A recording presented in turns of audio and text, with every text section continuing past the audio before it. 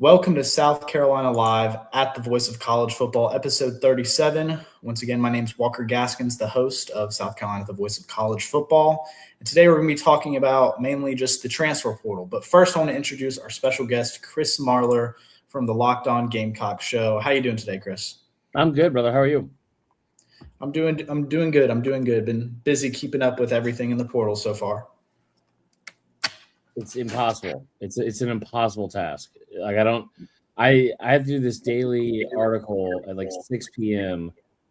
over at like my main job every single day, and it's like a portal update. And without fail, within 3 minutes of sending in this update, there's like at least one new name to like 8 new names, and it just never stops.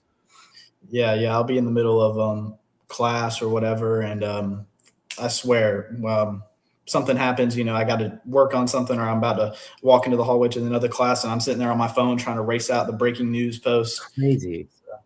It's certainly been something. But before we start, guys, if you haven't liked the video, if you haven't shared it to friends who love football, good evening, Vince. Hope you're doing well today.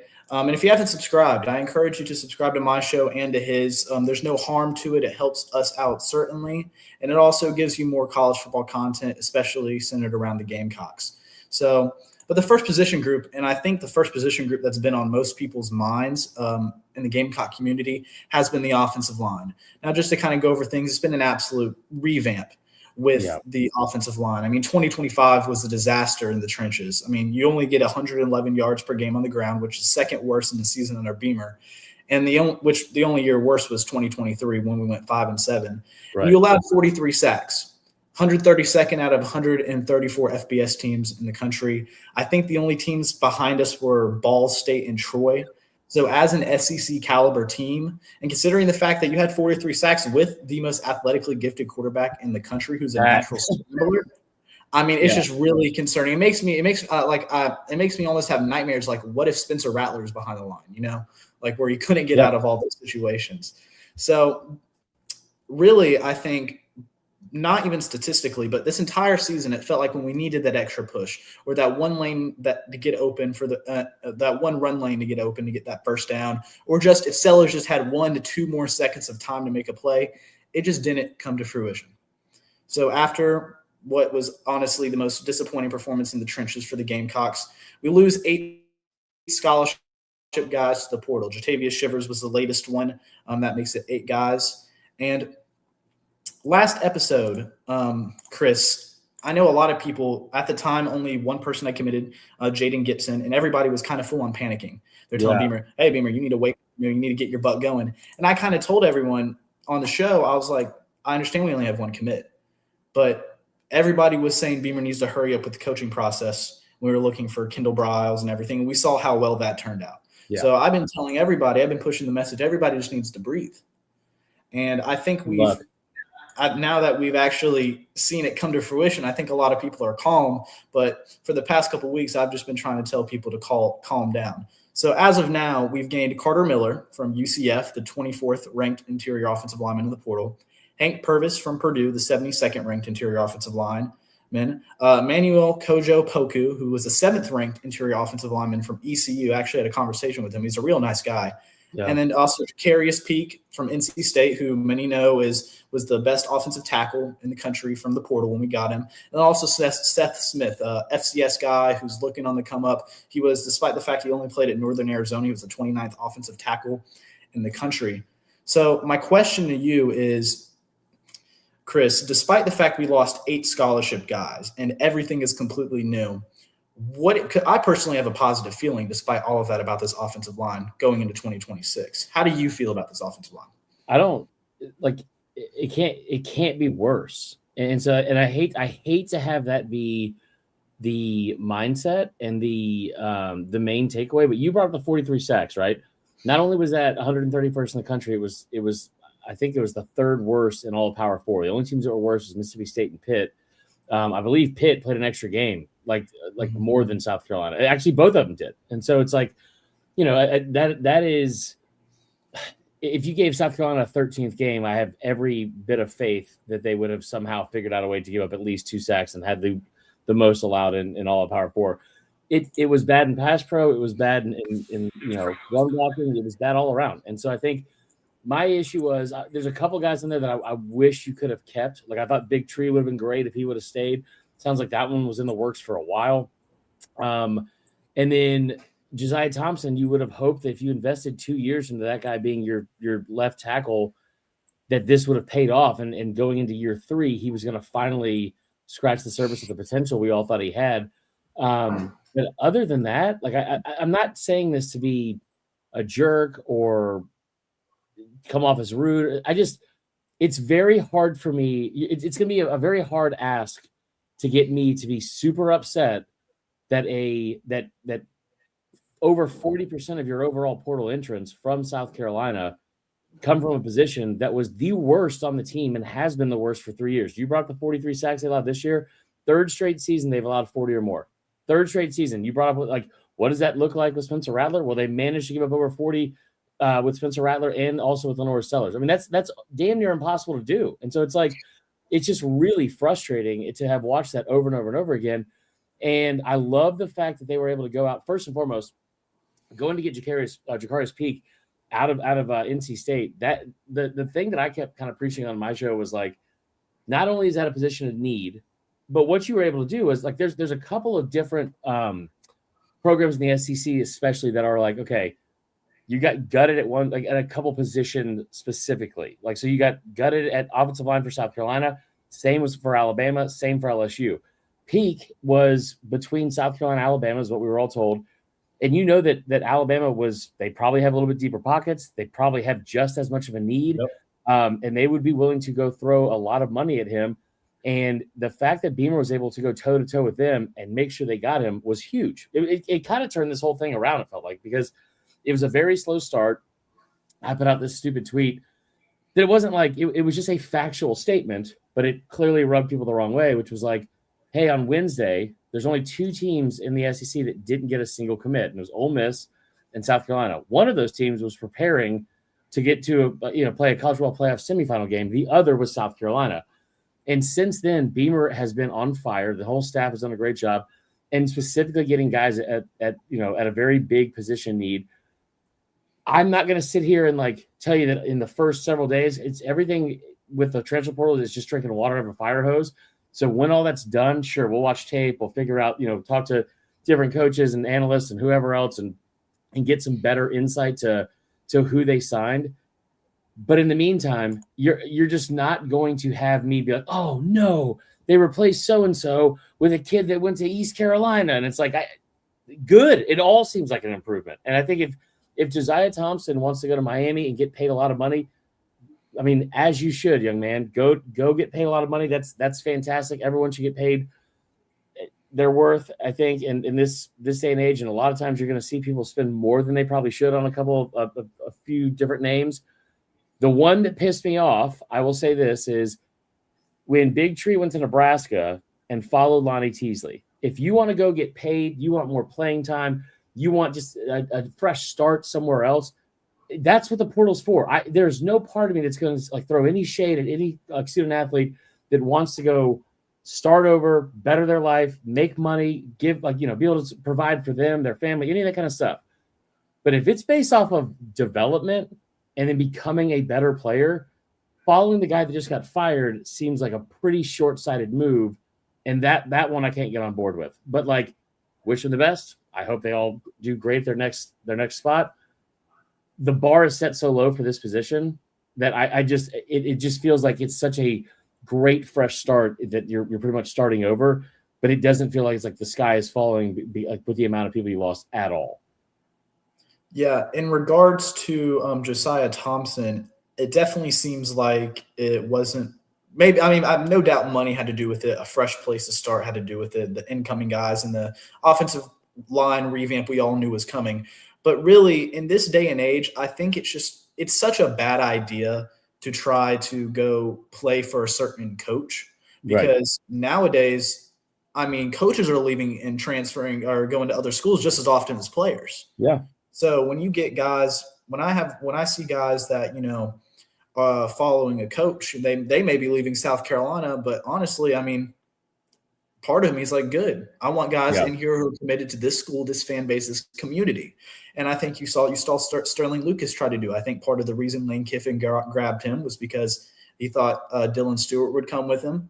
And no doubt Dylan Stewart and Sterling and Coach Sterling had a close relationship, of course. Yeah. But I actually did it, I think, 2 or 3 episodes ago when I predicted whether Dylan Stewart would stay or leave. And I said, well, listen, I'm not a psychiatrist. I don't have the inside knowledge on Dylan Stewart.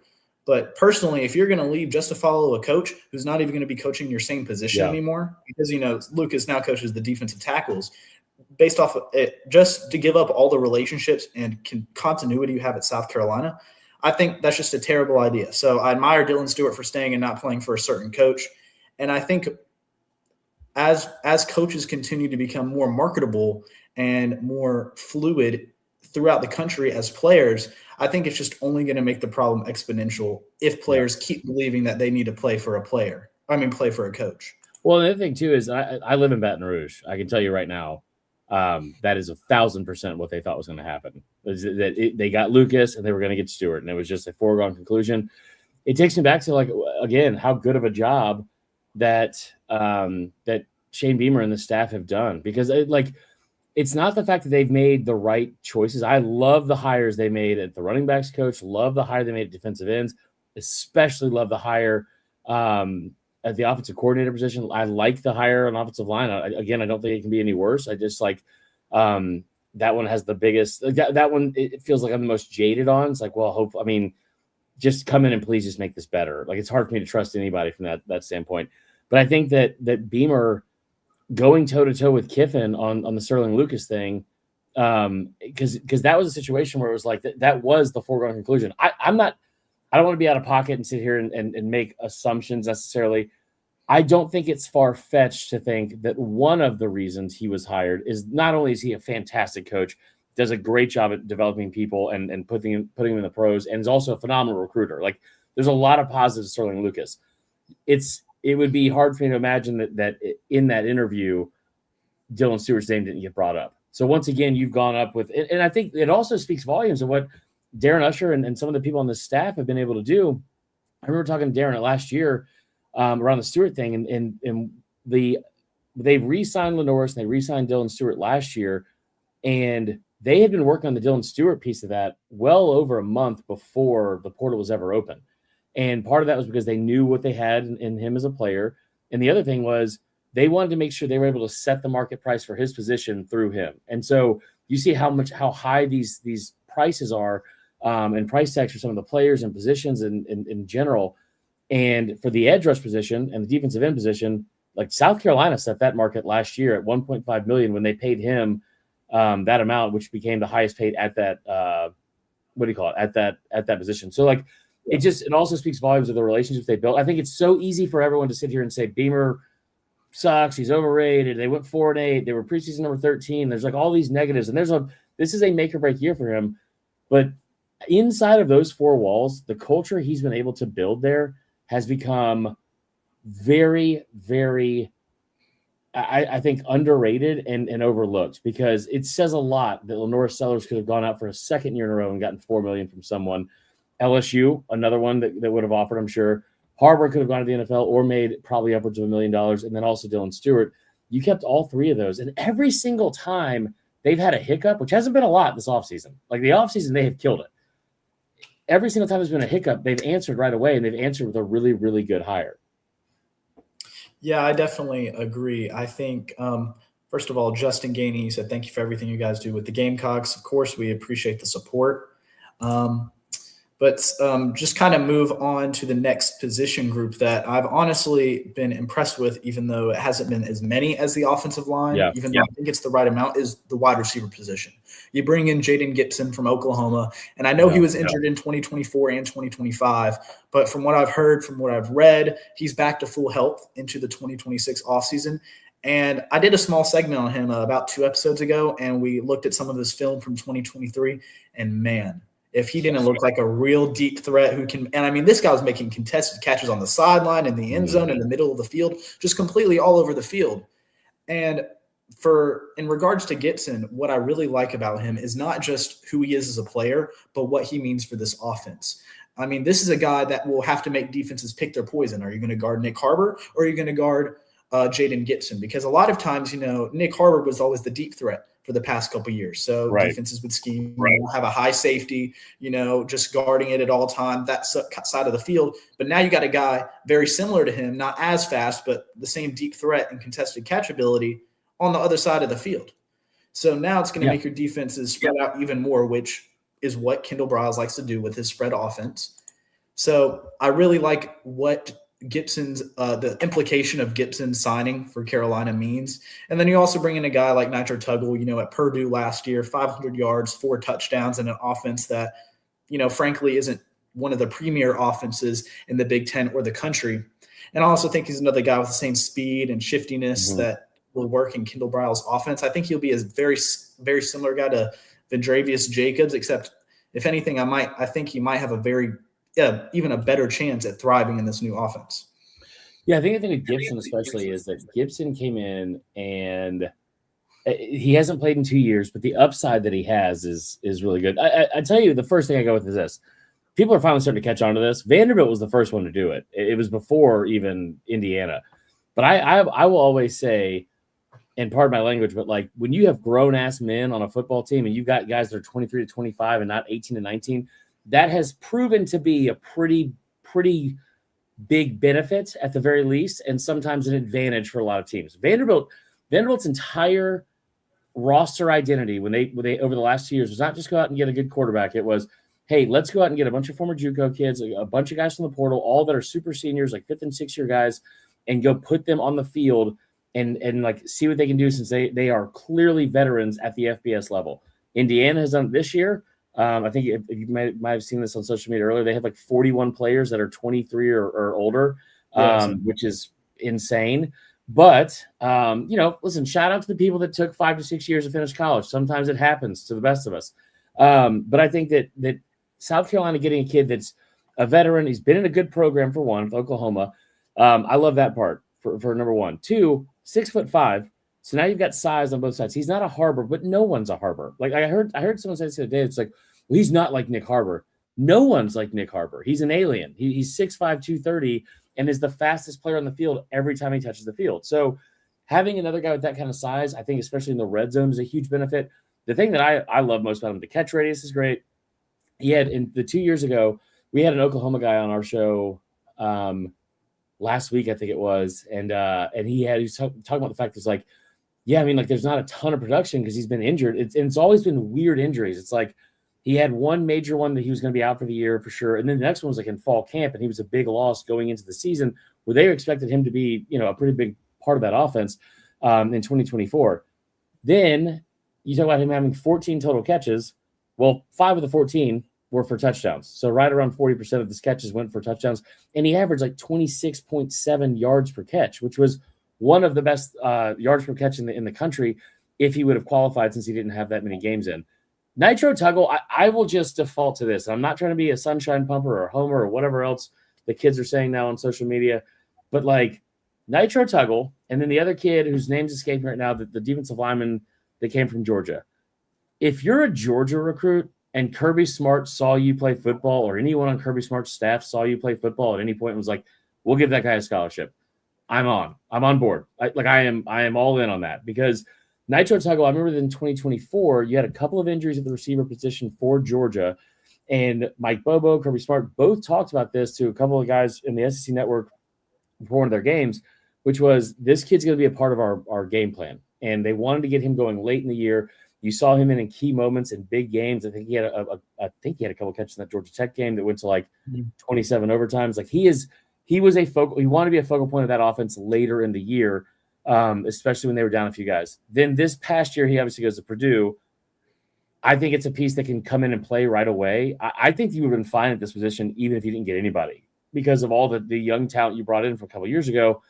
We just didn't see that talent really ever touch the field. And I don't know if it's because Mike Shula was an idiot and couldn't figure out anything for 9 games, or if it just they weren't ready. But I expect like a big year 2 for some of those guys.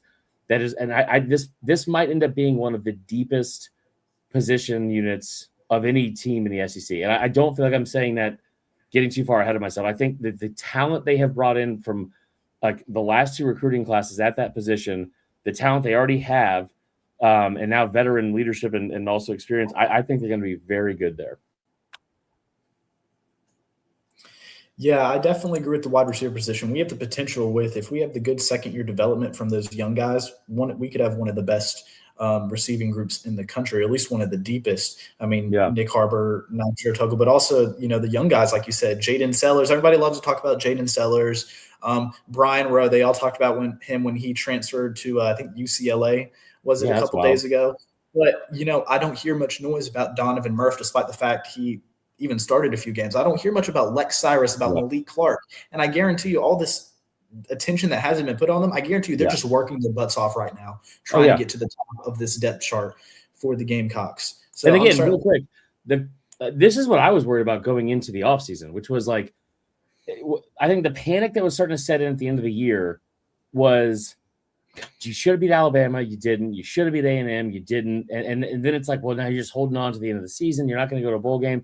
But the concern wasn't like, oh my God, is Lenore's going to go? Like, I just thought this thing was going to be like one domino was going to fall, and then it was going to go left or right, and right was going to be where we're currently at, or left which, if I'm being honest, is where I thought it was going to go, which is like everything's going to fall off the table or fall off a cliff, because I thought Lenore's could go to the NFL, Dylan Stewart might enter the portal. But the thing I was most concerned about was the receivers, that young, talented group of receivers. You're seeing it now. Cam Coleman, they're not at that level by any means, but like he got $3.5 million to go to Texas. Like there is a appetite to spend in this year's portal, and at that position, it has become one of the most important positions in the entire sport. And so it's like that's why you're seeing quarterback, left tackle, edge rush, and then now receiver kind of prioritize over everything. The fact again that those guys barely played and stayed for another year, when a couple of those guys, it's not like they're all from the state of South Carolina. They didn't all grow up being Gamecock fans. You got a couple kids from PA, a couple kids from like other places like around the Southeast, and they all end up staying for an extra year. And I hate that they lost Brian Rowe, but like, man, they've got some talent there that's going into their second season. Yeah. Before we move on to the next position, I know a lot of people love to hate on the Gamecocks or hate on Beamer when things go wrong, but you also got to give the guys props. And I don't think people realize how fragile of a situation this was after that disappointing loss to Clemson. I mean, it was like in this Avengers, the Winter Soldier or whatever, or Captain America, when he's holding on to the side of the building, holding on to the helicopter, and just one little slip. If it's Dylan Stewart transferring, if it's Lenore's going to the NFL, if it was Beamer getting fired, if it was Clayton White leaving because, he had interest from other schools. That was another one. One of those could have, blown this program sky high, right? Yeah. So I think I've made it a goal ever since I became the host here is I'm going to be honest, even if it's critical. Yeah, but I'm also going to give them the props. If you're going to be critical, you have to be positive. If you're going to be a sunshine pumper, you gotta be critical when it needs to happen. Yeah. So I think we really need to give props for an amazing offseason they had so far. But I agree. I think the thing with them, the biggest thing is, it's one, that's exactly how you should operate. Just like my opinion in this industry, there's so many people that are either just negative always for no reason, or there are just way too positive because they're being fed information from the school. And you see it all the time, like around schools around the Southeast and the SEC, especially cough, Auburn in that media group, or Texas, that media group. But I think that is where you should operate from for sure. The other thing too is like, it also feels good to win again. Like I know it still has to matter on the field. Like it has to transpire and translate on the field. But think about where you were at the end of November, beginning of December, and every single thing that was on the checklist. Because for me, it was sign Lenore's, sign Dylan Stewart, hopefully you sign Nick Harbor, figure out your OC, offensive line coach, running backs coach, and then hopefully you don't have a mass exodus in the portal. And every single thing they have done, they were able to check the box and they did so emphatically. And then again, like I said earlier, like the small hiccups you had, they answered right away. I honestly, when Lucas left, I was like, God dang it, because you're going to need people at that position in the portal. And how do you recruit anybody at that position if you're sitting here saying, well, we don't know who our coach is going to be yet, because we've seen in the past Beamer kind of drag these decisions out. found somebody right away. It instantly puts you in conversations with elite recruits from the portal, even though they didn't land Coleman. He's knocked it out of the park, man. He's knocked it out of the park. Yeah, bringing in Deion Barnes was certainly an amazing hire. I think it shocked a lot of guys. My personal favorite was Stan Drayton. I've been a Stan Drayton supporter ever since we hired him. I've kind of fell in love with the way he coaches his guys since I watched Penn State in 2024. But speaking of the defensive line, Beamer & Co. so far has brought in 3 guys. And the Georgia guy you're referring to earlier was Jordan Thomas. And one thing I really like about these guys is, unlike some guys we brought in the past who don't have experience at the Power 4 level, all of these guys do. Jordan Thomas had some snaps in the SEC, of course. I'm going to butcher the name. Tamiwa Durojaye. Nailed it. Nail it, right? I mean, this guy's going to be a fifth-year senior. He's basically been a mercenary going school by school for whatever school wants him the most, playing his butt off. Collins will be in his 4th year of college football and his 3rd SEC school. So these are guys who are not new to playing in the Power 4 in the SEC, which I feel like when we've brought in a lot of guys from the trenches, and especially years where we've been a little bit less successful in the lines of scrimmage, that's what we've kind of realized about a lot of these guys. But not only do they bring in experience, but also like to point out they bring in size as well. I mean, out of the 3 starting really main D tackles we had, Gabriel Brownlow-Dindy was the only guy over 300 pounds. He's 315 coming back from next year. But you bring in Thomas, who's 315. You bring in Durojaye, who's 300 pounds. Collins is a little bit on the smaller side, 275. But if you give them a good offseason with Luke Day and this strength and conditioning group, I mean, they can only get a little bit bigger. And I think having that type of size in the interior defensive line, not only does it help with, run stopping and all that, but also when you have pressure in the interior line, that's what allows guys like Kyle Kennard and Dylan Stewart to eat on the outside like we did in 2024. And then all of a sudden, when you got 2 edge rushers killing you, that's when you got to kind of have to double team them, put attention. Right. And that's why you saw Boogie Huntley and all these guys in the interior in 2024. They started getting sacks. Tonka Hemingway had a great season.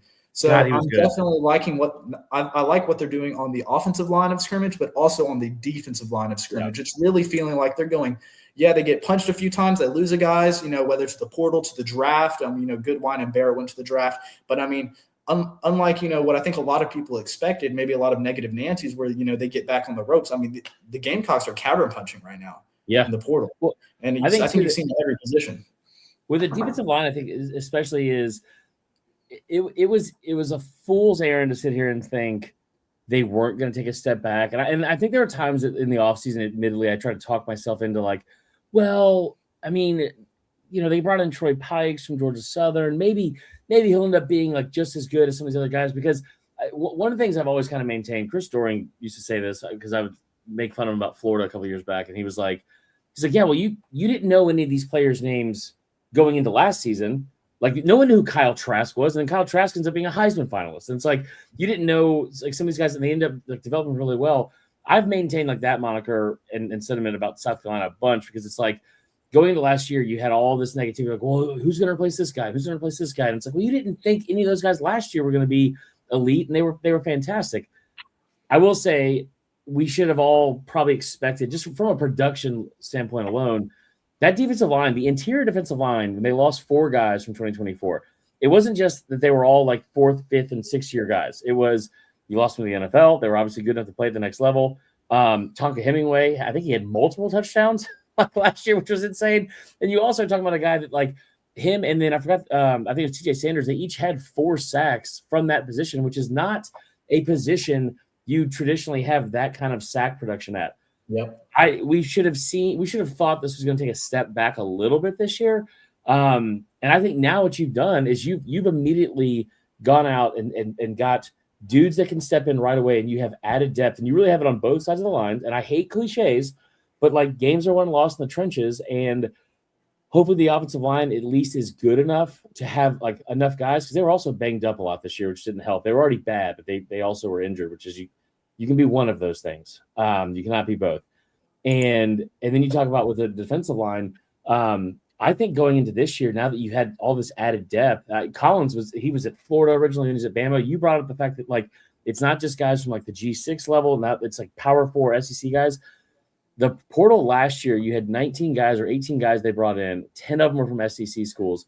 I would have to update it and see what it is now, but I know that when they only had 12 commits on like Friday or Saturday, 10 of the 12 were from the Power 4 level. And that only increased with some of the other names you brought in. So like at the very least, like of course there's going to be guys that are from the G6 level that pop and end up having great careers in the Power 4 level. It's not to say they can't play, but I think we would all agree that like at least going into the season on paper from a confidence standpoint, yeah, like I love that they're adding bodies from the Power 4 level. Yeah, I definitely agree. I know you said you were short on time, so I want to go over a quick thing with the special teams for you. I was there for the LSU game in 2024. I got up at 1 a.m. in the morning for college game day. You could actually see my sign, and the back when you looked at Kirk Herbstreit, it was a sign where it was like a Brian Kelly smashing the table and saying, we got to play USC again. Yeah, and I mean, I was there. I was passionate, and it was the most heartbreaking loss I've ever experienced as a Gamecock fan, especially in person. But you remember what that came down to a missed field goal. You remember the 2024 Alabama game with the missed kick that could have put us up I think, 9 points. 2025 Alabama last year, I think we all remember William Joyce missing that kick. I was there for the 2024 Illinois game where if we made that field goal at going into halftime, Lenore Sellers wouldn't have had to go for that 4th and 4. And late in the fourth quarter and missed the throw, and we eventually lose the game. So I think ever since Mitch Jeter left South Carolina for Notre Dame, best of luck to him. I had no hard wishes. I think it was for the sake of his degree, respect, no hard feelings whatsoever. The thing that has felt always safe and sound about Shane Beamer's teams, the defense has had bad years, the offense had bad years, special teams was always great. Right. But I think ever since Mitch Jeter left, and also Pete Limbo as well. But just from the kicking standpoint, ever since Jeter left, it hasn't been consistent. And I think a lot of Gamecock fans are frustrated with that. But I think we bring in one of the best kickers in the country. Upton Belafont from Texas Tech, 6'1", 185 pounds. He actually spent 1 year at Buffalo with Pete Limbo, our former special teams coordinator. And then he spent last year with the Red Raiders. But I want to go ahead and read some stats for you that I got together in his career. He has a long of 52 yards for a field goal and nothing short of elite, 24 of 27. Perfect from 20 to 29 yards, 7 of 8 from the 30 to 39-yard mark and the 40 to 49-yard mark, 1 for 2 with 50-plus yarder field goals, and 45 of 47 on extra points. If that isn't the consistency we need at kicker and it's special teams, with Shane Beamer, with some of his biggest wins, such as Clemson in 2021 with the big punts and everything. It felt like and the block punt against LSU, it seems like the games that we really perform our best in, we have at least 1 or 2 times where that third aspect of the ball, special teams, comes in and makes a play that changes the momentum. Football's a game of momentum, and our special teams has always been kind of the ace up our sleeve to get that momentum back. Vakari Swain, when we returned that punt against Virginia Tech this year. South Carolina State when we were going really slow, which actually I was there for the game and I was with my mother and I actually called both of them back to back. I said, watch the card, return it. And he returned it. And then he said, what? And then I said to her, would it be funny if he did it again? And then we lost our minds. So I don't expect anyone to believe me. He was on pace for like 18 punt returns for touchdowns this year after that game. It was wild. And I'm actually a little curious why we kind of stopped. I knew he had a little bit of an injury issue, but I don't like to kind of switch to Kilgore and everything, at that muff punt against Ole Miss and everything. But to get back on topic, with Belafont, I'm really looking forward to his kicking production. If he can stay as consistent as he has been, I think he'll be one of the best kickers in the country. You got Joe DeCamillis who can coach him up. Beamer, who's been known for his Beamer ball here. And then also I just want to brief mention Emmett Rhodes from Western Carolina. He was a long snapper there, and I knew the Gamecocks were probably going to get someone from at the long snapper position. I think after this season, especially with the special teams issues, I think we're trying to find just a lot of guys who can come in, as well as make sure we keep Mason Love. But what are your thoughts about the kicking situation with South Carolina now that we have Belafont? Well, I thought Mason Love was great last year for most of the season. But I don't have any thoughts on Belafont in terms of I love the consistency that you brought in, right? Like that you brought up. Like I think like I'm excited about him. I don't have anything negative to say about him. I'm not like, for me, like special teams is obviously very important.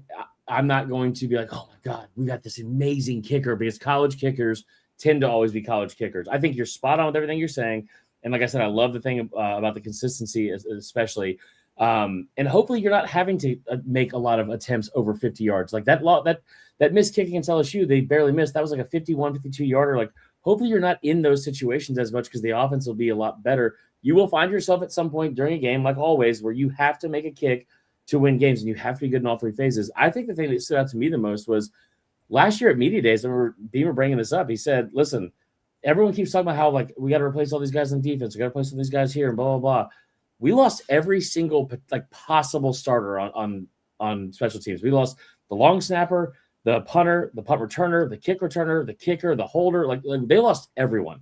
And so, again, you think about it like special teams, like, well, it should be like a plug and play, and you just be able to be fine, not miss a beat, especially with Beamer ball. But like that is something that is very difficult to, at least from a cohesive standpoint, figure out on the fly, which is, hey, we have all these new pieces in place. And like, it wasn't like Kai Kroger was an average punter. He was one of the best punters in the country. And I think losing him and then Jeter, even though they didn't both play in 2024, in back-to-back years, that was a really, really big detriment, I think, to this roster that people didn't realize. But on top of that, all the other little pieces that go into that little assembly line of special team stuff, they're all gone. And so I think having a little bit more confidence going into this year and getting that stuff squared away, I think it's definitely something that Beamer will probably be able to focus on. I also think that all the other continuity that's coming back is one less thing he has to worry about. And so maybe he does spend more time on special teams and giving that a little bit more like focus and effort, because not saying that he should, because he's got a lot of stuff to worry about, but like, I just have to imagine that last year with all the new pieces, all the new faces coming back, and oh, by the way, we have an offensive coordinator who can't figure the most basic stuff out. Like, his attention probably was taken away from the special team. So I got to run to get dinner. I enjoyed this a lot. I appreciate you having me on, brother, and keep up the great work. And we'll have to do this again soon, man. Yeah, we'll have to do this again soon. We're definitely a lot with 1 week of the transfer portal remaining. Just for those who are watching, I see we have 101 viewers. Thank you for those who are watching on StreamYard, on X, on YouTube. Once again, follow both of us on X if you want consistent, timely updates and very informative stuff about football, especially for the Gamecocks. Please subscribe to the channel. Not only it helps us out, but it provides you with Gamecock football content and football content in general, which we all know we love. I love, Chris loves, and y'all love too. But thank you, Chris. We are going to have to do this again sometimes. It was great talking to you. You too, brother. All right. For those who are still watching, once again, thank you for watching. We do have a few other positions I would like for us to hit. Firstly, I'd like to talk about a guy named Quashid Scott. Some of y'all may be familiar with him. Defensive back. Transferred in from Kentucky, and in my opinion, he was not only just a great addition in general, but I think it was much needed for this Gamecock secondary. I mean, this guy's 6 foot, 196 pounds, so it's a little bit on the smaller side you would expect from a guy who kind of plays not as much cornerback. I mean, he does, but also kind of like safety, nickelback. But he's from Marion, South Carolina, but he has experience at the nickel, where USC needs a replacement. I mean, you lose Jalen Kilgore. He's going to the NFL draft. I know he's going to do great on Sundays, but you lose a guy like Jalen Kilgore and all the production he brought with tackling, turnovers, just the consistency and the leadership on that team. You bring in a guy who can, I wouldn't go as far as to say plug in and play, but definitely has experience at the position and knows what it's like to be in that role in that defense. I think it's going to help with the cohesiveness of this defense under Clayton White in 2026. But in 2025, he had 39 tackles, 2 pass deflections, and an interception. So I really like Scott. I think he's a guy who can come in and be a good replacement, or as good as a replacement for Kilgore as you can get. And I think he has the foundation to become one of the Gamecock nickelbacks we learned to love under Clayton White's defense. But to flip back to the offensive side of the ball, I want to talk about the tight end position. We have not signed a tight end currently in the portal. I mean, we had the Clemson tight end Josh Sapp come to visit Columbia, which he went to West Virginia, I believe, which, personally, coming from Clemson. I'm not too upset that he didn't come here. But you also missed out on a guy with Randy Pittman, who I really liked him. He was one of my favorite targets in the portal before he committed to SMU. And what I really liked about him was he was a Jaheim Bell type of guy. And I really would have liked to get him. So my question to all of you is, when I say, what are you looking for in a tight end for South Carolina in the portal, what's the first 3 words or 2 words that comes up in your mind? Imagine you're thinking about it. My answer personally is a safety net. That's my answer. 1 2-word answer. I want a safety net tight end from the portal. Now, of course, I want a big physical guy, but think about the success we had in 2024. Okay, now we did have Rocket Sanders, who was good on the ground game. Lenoris was playing great. We had a better play calling from the offensive standpoint. But there was a lot of plays, remember, against Missouri, against Texas A&M, where the plays kind of got blown up. Either Lenoir Sellers is pressured in the backfield, or the receivers can't get open, or Lenoris is scrambling, and it doesn't look like he can get too many yards. And a lot of those plays, you saw Sellers, make the plays that made him a household name, against Texas A&M when he trucked that defender for the first down, against Missouri when he escaped out the pocket late on that fourth quarter drive, the last one before they ended up winning the game with Rocket Sanders, little handoff inside the tackle. But one of the things I most look back on with nostalgia about that 2024 offense was the safety net we had with Joshua Simon. Joshua Simon was a big physical tight end who had speed. And the thing is, when those plays broke down, when Lenoir Sellers was pressured in the pocket, when he had someone in his face, when he couldn't scramble for an extra yard or 2 or for that first down on third and long, on 4th and long, or whatever it is, Joshua Simon always seemed to be open. He always seemed to be that type of guy who could just find the open space on the field and be able to make the sometimes contested, but a lot of times wide open catch for Lenoir Sellers and kind of be a bailout for him whenever our wide receivers weren't able to get open. So that's what I'm looking for. I think if we can bring a guy with the talent at wide receiver we have now, if you can bring in a guy who is basically worst case scenario, he's on the field, and you bring in a guy who can find that open space, you got the wide receiver talent now. Hopefully you got the offensive line that can protect. But when worst comes worst, because eventually Lenoris is going to face a situation where he's got a guy in his face or 2, or when he has to scramble and he can't make the run, there's going to have to be someone that steps up and finds that open space and is able to get a catch in from Lenoir Sellers. And I think if we can find a guy from the portal who is like that, just like Jaheim Bell was for Spencer Rattler, just like Joshua Simon was for Lenoir Sellers, I think if we bring in a guy like that, it all but assures, I think, some offensive success when it comes to pass catching and avoiding negative plays for the Gamecocks. Now, I'm not really the most scout type of guy.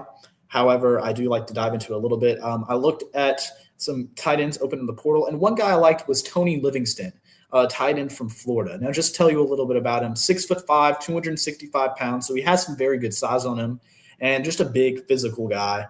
And in the last 2 of his 3 years at Florida, he had 22 catches, 228 yards, and 4 touchdowns. So there's a little bit of production there. Obviously not a star tight end, one of the most premier in the country, but a guy who you definitely see has a foundation with the right development to become very good. And despite the fact there's not a lot on the box score to brag about, when you go back and look at some of his tape, especially his high school tape, there's a high school video online on YouTube you can go look. There's a lot to like about the guy. And just like how I described Joshua Simon, how he can find open space, especially in the flat, he can make contested catches, he can be a threat at any point on the field and basically a safety net for the quarterback. You go look at that tape from high school, and there's a lot of plays where that quarterback was scrambling, just like you saw Lenoir Sellers half the time over the past couple of years. A lot of them where the defensive tackle or the nose guard broke through the offensive lines and is in the face of the quarterback. And where was Livingston? He was open. He was able to find some space, and he was able to make those contested catches and run very hard after the catch in order to make the play, and a lot of times for the touchdown. So that's just my regards to the tight end position. I'm not sure if Tony Livingston is interested in South Carolina, if South Carolina's contacted him. That's just a personal target that I feel is similar to Jaheim Bell and Joshua Simon that I personally would like. And then One last thing I want to talk about before we kind of give a little bit overview and a wrap up is the edge position. For those who don't know, the Collins brothers have committed to South Carolina. Kelby Collins, the defensive tackle from Alabama, who is very productive and I think can be very good, but also his younger brother, Drew Collins, from Arkansas State. Now, if you don't know anything about him, he recorded 6 tackles and 3 sacks his freshman season. And I feel like this can be a very, very positive either way. If Drew Collins doesn't end up to pan out to be the starter, it's another depth piece, right? Which we always need at the edge position. If Julian Walker ends up taking a massive freshman jump, if Desmond Umazulu takes a step up, if some of these other guys want to take a step up, that's great. But I think Collins, as well as some of these other guys, I think they have the potential to become something that not only would it bring production to them as a player, but also to this entire defense. Now, Dylan Stewart, when you look at his box scores from 2024 and 2025, very similar stats-wise, amount of sacks, pass deflections, forced fumbles. But when you watch the games, you certainly felt that the pass rush ability was a lot less than what we had hoped for, especially after seeing the 2024 season and that monster defense that was there in 2024. But one of the things I most noted about this year was, Dylan Stewart was always getting double teamed, which is a natural. You're one of the best edge rushers in college football. But because of that, we couldn't get that pass rush home so many times. And there's so many plays where I felt if we were just there half a second quicker, it wouldn't have been a 20-yard gain up the seam, or that he wouldn't have been able to bail it off to the running back or the tight end in the flat to make that first down or make the gain and stop it from being a negative play. If Drew Collins ends up panning out to be the guy, that's great. If one of our other guys end up panning out and being the guy, that's great. My biggest concern is it doesn't matter to me who it is, as long as they can become a guy opposite of Dylan Stewart who can drag attention away from him. What did you notice about that 2024 defensive line? Yeah, you had Dylan Stewart on one side, but the other guy was Kyle Kennard, senior who won the Nagurski Award for being the best defensive player in college football. Now, when you have two guys, now I'm not saying that Collins or Julian Walker has to be the same level of Kyle Kennard. No, absolutely not. But if you're able to drag attention away from that offensive line and the pass protection and let Dylan Stewart be able to get to the quarterback a little bit more, you're only going to see not only success on the defensive line, but you're also going to see success with the secondary. When you don't got to cover guys for 7 to 8 to 9 to 10 seconds, it becomes a lot easier to prevent big plays happening. So that's what I'm looking for in the edge position. I really like the Collins brothers coming. I just think it's very cool. We got the Collins brothers. We have the Kilgore brothers. Unfortunately, Jalen's left now, but best of luck to him to the NFL. We have the Sellers brothers. So I'm certainly looking forward to another set of brothers joining the Gamecocks. And for Greg Faircloth, you guys aren't being hyperbolic at all. Seems to be clear and objective. Problem is there's a huge contingent of USC fans that seem to believe that intelligence and hypernegativity are analogs. Yes, that is actually going to show that comment. I will make a little bit of a comment on that real quick. I've said this ever since I've started becoming the host of South Carolina at the Voice of College Football. If you haven't subscribed, please do. If you haven't followed me on X, I also ask that, WG_Sports_CFB. But ever since I've started covering this coaching carousel, and specifically the Gamecocks part in that, and also this transfer portal, there's been so many people who are so upset about the 2025 season, they don't believe you can sit back and be objective about how successful the offseason has been. I'm just as upset about 2025 as y'all are. I sat there in bewilderment, and I just sat there in silence after our loss to Texas A&M for probably 30 minutes, right? It was a lot of disappointing things, a lot of things to be upset about. But at the end of the day, this program is not living in the past. You see how successful they're being on the recruiting trail, in the portal, in the coaching carousel, throughout this offseason. The program isn't living in the past. Beamer's not living in the past of the 2025 season. And I don't think the fan base should either. Now, I'm not saying you just got to completely forget that happened. No, absolutely not. There's a reason that 2026 is kind of the make or break year for the Shane train in Columbia.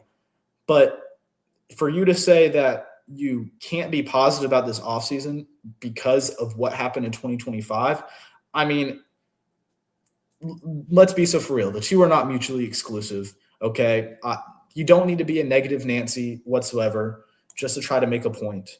So thank you, Greg. I just wanted to kind of cover that, but I'm certainly positive about the Gamecocks right now. Not because I'm a Gamecock fan, although I am born and bred, and not because I'm trying to be a sunshine pumper, but because honestly, I asked this question to all of you. Just really think about this, and put it in the comment section. Reply if you do have an answer. What have the Gamecocks done or not done in 2020 this 2025-2026 offseason to make you upset about them?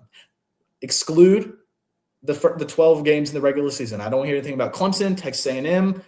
Strictly the offseason. At 3:31 or whatever, when the clock hit 0 at the fourth quarter against Clemson, from that moment on, this entire offseason, what have the Gamecocks done or not done to make you upset? I really sat back and thought about that, not only just today, but also just over the past couple weeks and the past month and a half. And I really can't find anything. I really can't. They hit the coaching carousel, amazing. They've hit the transfer portal, amazing. They're doing good on the recruiting trail. They're coming in with, I think, the right attitude. A lot of the guys who I've had some personal conversations with, some of the players that have come in, or some of the players that visited South Carolina, and one of the things they love is the attitude to compete that's built on love and loyalty in this program. And really, I don't see anything wrong so far with how this offseason has gone that make me negative about them in any way. Now, of course, results matter. 2026 has to be a successful year. That's why we play the games. But nothing as of now would make me upset about how they've done. Yes, Fish Addict 2 held on to Sellers, Harbert, and Stewart. That was a huge start. Absolutely. I think, like me and Chris were talking about earlier, this was a very fragile situation after our loss to Clemson and a 4-8 finish, which is the worst under Beamer and his tenure in Columbia. But I think those three were pivotal, showing that the loyalty in this program that Beamer has prioritized and talked about so much, we got shown it from the ground up. Not just we bring in some coaches that convince some guys to stay. These guys, Sellers in his video said we have some unfinished business. Nick Harbor wants to prove everybody in the country he's the best wide receiver in the nation. Stewart, despite the fact his edge coach left for LSU, he stayed here for the Gamecocks, for the team that's loved him and has been with him since his time in high school. This program is being shown right now how amazing this culture that Beamer has built. So that's definitely a good point. But to kind of generalize everything, what I'm most impressed with from the Gamecocks in the transfer portal has definitely been to what Shane Beamer said in some comments regarding the portal. He talked about, we're not trying to do a massive revamp, an overhaul. We're not trying to do what Colorado did in the first year under Deion Sanders, or what Texas Tech is trying to do, or what Indiana did, or what all these teams did where they just cleaned house. I think one of the things that he talked about was targeted improvements. Now, it's not, I think, word for word, but basically what he said is we don't need to clean house the entire program. We don't need to start from the ground up, burn it all down. What we need to do is find the areas that caused the most amount of issues, that kind of just prevented everything else from blossoming into what we hoped for in 2025, clean it out, and replace it with guys that are better and have a higher ceiling and really can work with this new offensive scheme and defensive scheme, of course, in the 2026 campaign. And I think so far that Shane Beamer has stuck to his word about that. Targeted improvements. There's not been a single point where I felt, okay, they're kind of just getting rid of guys just to start over.